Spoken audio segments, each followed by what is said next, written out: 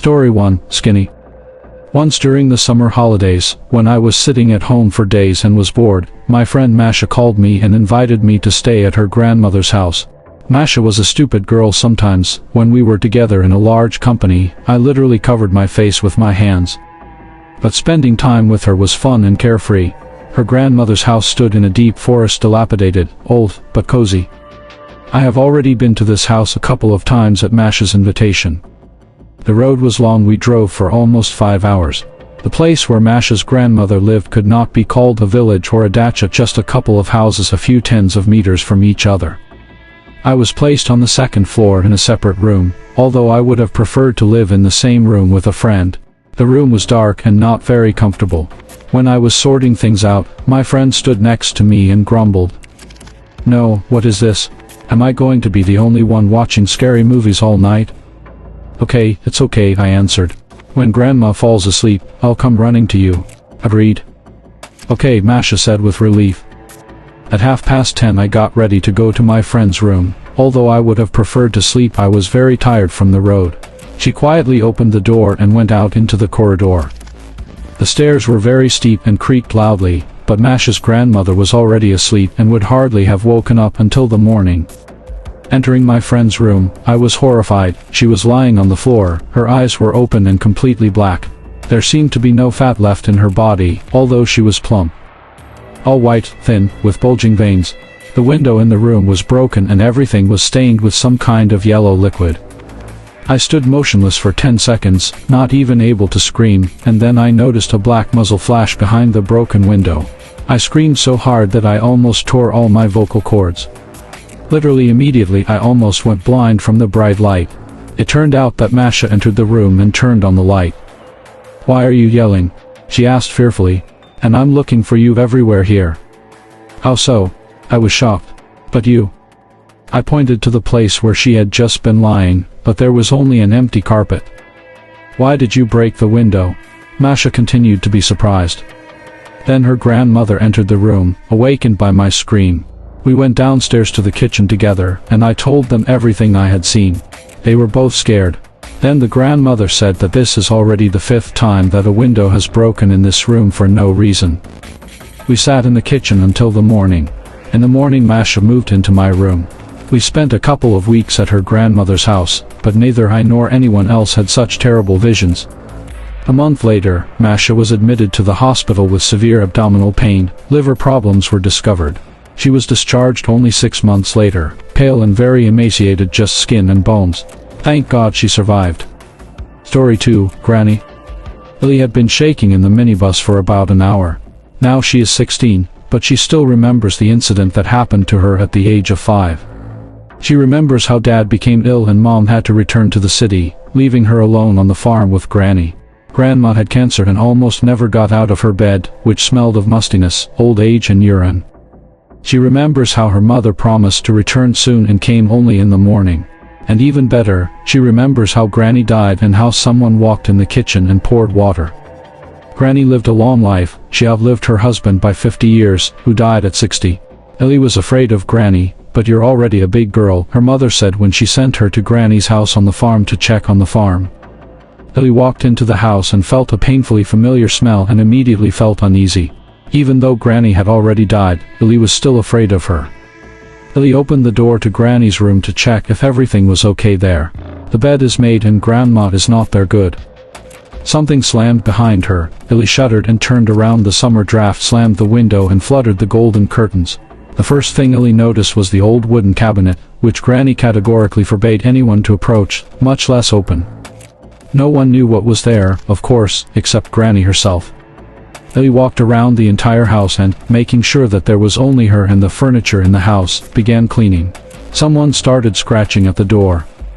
Ellie, thinking about her neighbors, opened the door without thinking.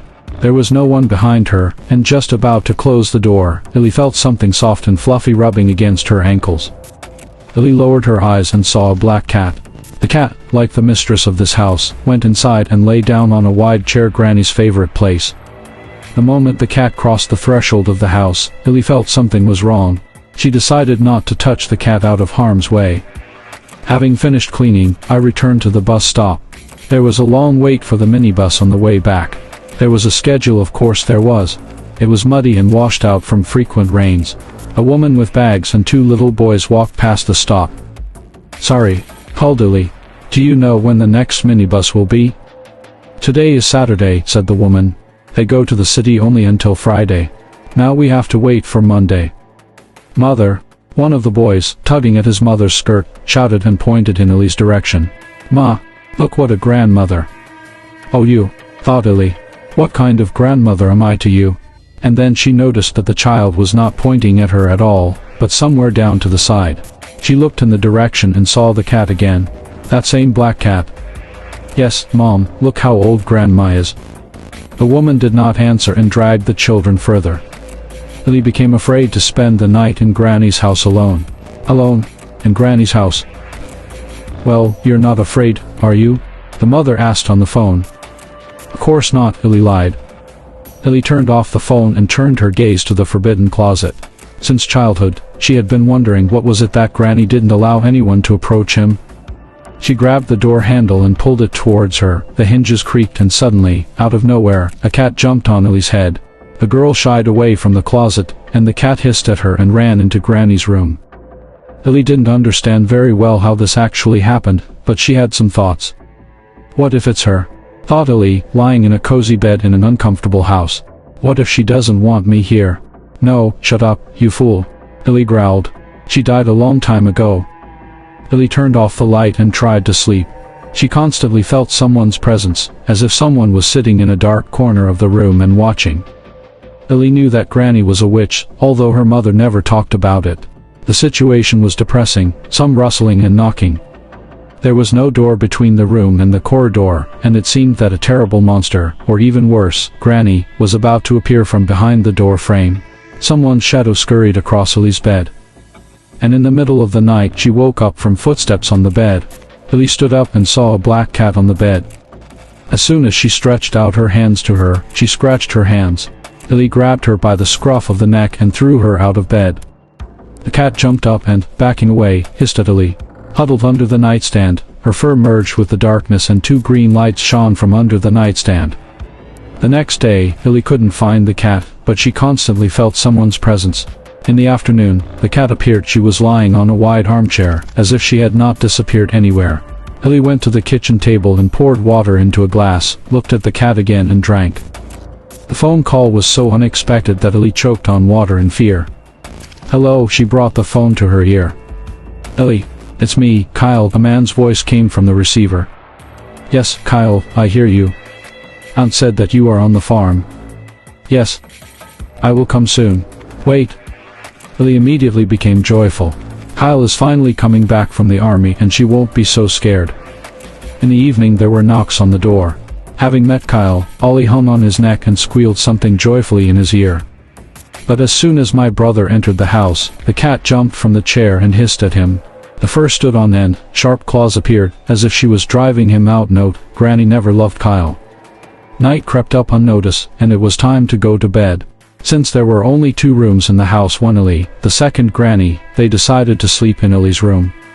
Kyle was tired and fell asleep very quickly, and Ollie lay with her eyes closed and childhood memories were spinning in her head. "Rome. 3 a.m. The old woman called her daughter. "Bring me some water." Gradually, Ellie began to fall asleep, when suddenly, "Ellie, granddaughter, turn on the light for me." Ellie jumped up. "What was it?" "Calm down, she's not alive." Ellie lay back down, blaming everything on her wild imagination. And here again. "Ellie, turn on the light for me." She jumped up again. No, it certainly couldn't seem like it a second time. This is Granny's voice. Ellie thought that she was hearing this in her sleep and pinched herself to be sure. It hurts, that means she's not sleeping. So Granny is talking in reality? Ellie shook Kyle, but he was sleeping so soundly that he only grunted and rolled over. The girl left the room and headed to Granny's door. The door was slightly open. Ellie opened it. It was dark, you could put your eyes out. She turned on the light and looked around the room. No one. Ellie headed towards the doorway, when suddenly a painfully familiar hoarse voice came from behind her. "Where are you going, Ellie?" She turned around. Animal horror appeared on her face on the bed in a dirty gray shirt with disheveled gray hair. Dead Granny was sitting more alive than anyone else alive and smiling with crooked yellow teeth. "I haven't seen you for so long," said the old woman, baring her vile teeth and stretching out her wrinkled hands with long claws to her. "Don't be afraid. Go to Grandma, I will hug you." Ellie screamed and rushed to the exit, but did not fit into the doorway and fell to the floor with a broken nose, but immediately jumped up and, without looking back, ran out of the room with a heart-rending scream. She turned the corner and nearly passed out when Kyle grabbed her. "Ellie, what happened?" he asked. "She is there. I saw her." "Who's there? What is this blood?" "She's there, really. You must believe me." "Yes, who is there?" "Grandmother." Kyle's eyes widened. Had his sister gone crazy? He entered the room from which Ellie had just rushed headlong, and, no matter how unsurprising it was, he saw no one in it. Kyle walked up to his sister and hugged her tenderly. "There's no one there," he said affectionately and kissed her temple. "We need to stop being afraid of her. We're not 5 years old anymore." Using all her strength and her upside-down consciousness, Ellie allowed her brother to convince herself that this did not happen. Returning to the room, Kyle fell asleep just as quickly, but Ellie left the dream. She lay with her hands behind her head and looking at the ceiling, thinking, what was it all about? She lay there for 2 hours, and then she got thirsty. Ellie walked around the ill-fated room and went into the kitchen. She poured water into a glass and just raised it to her lips when... "Granddaughter." Ellie turned around and dropped the glass from her hands. It broke and cut her ankle, but she didn't pay any attention to it, because Granny was walking towards her, or rather, she wasn't walking, but flying. Ellie rushed to the exit, but the door slammed. The girl began to frantically move back, and Granny was getting closer and closer. She grabbed Ellie with her decrepit hands and lifted her above the floor. "No, Grandma. No need. No." Ellie saw that her grandmother's eyes were red with a sharp pupil, like a cat's. The old witch opened her mouth with crooked teeth and black smoke began to float from it into Ellie's mouth, and the whole room was illuminated by a bright blue light. The smoke stopped floating and the old woman let go of her granddaughter, who fell down, coughing. The witch slowly flew up to the door and it opened on its own. The old woman flew out of the kitchen and flew up to her closet. The doors also opened on their own.